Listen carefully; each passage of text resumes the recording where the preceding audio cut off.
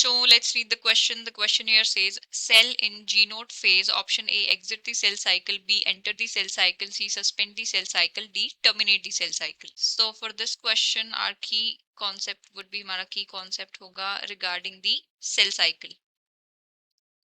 Cell cycle. So cell cycle क्या होती है? It is the series of events wherein division of cell take place. Mean parent cell जो है वो daughter cells में divide होती है. So we'll write here division of cell takes place. अब सेल साइकिल जो है वो मेनली दो फेजेस में होती है. पहली है that is interphase and second one is M phase. Interphase की अगर बात करें तो इसकी फर्दर तीन फेजेस होती हैं. G1 फेज जिसको कि बोला जाता है ग्रोथ फेज. Growth phase. दूसरी है एस फेज. एस फेज होती है आपकी सिंथेसिस फेज बोला जाता है इसको. इसके अंदर replication of DNA takes place. Cell जो है अपने जेनेटिक मटेरियल को डबल कर लेती है. So will write here synthesis phase. उसके बाद है G2 phase, growth phase 2. And इस फेज के अंदर cell prepare itself for mitosis. Second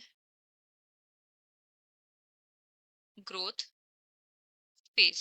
and उसके बाद एम फेज है. उसकी फर्दर चार फेजेस होती हैं which includes your prophase, metaphase, anaphase and telophase.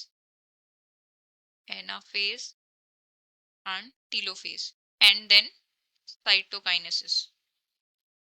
उसके बाद होता है साइटोकाइनेसिस एंड सेल की जो है डिवीजन हो जाती है. तो अब हम एक सेल साइकिल का सर्कुलर रिप्रेजेंटेशन देखेंगे.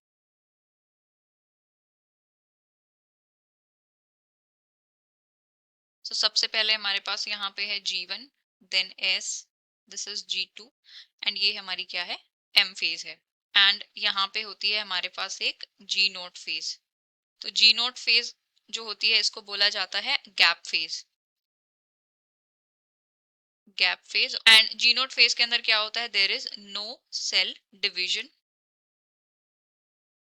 डिवीजन नहीं हो रही होती कोई. एंड सेल जो है वो रेस्टिंग स्टेट में चली जाती है. So it is the resting phase of cell cycle.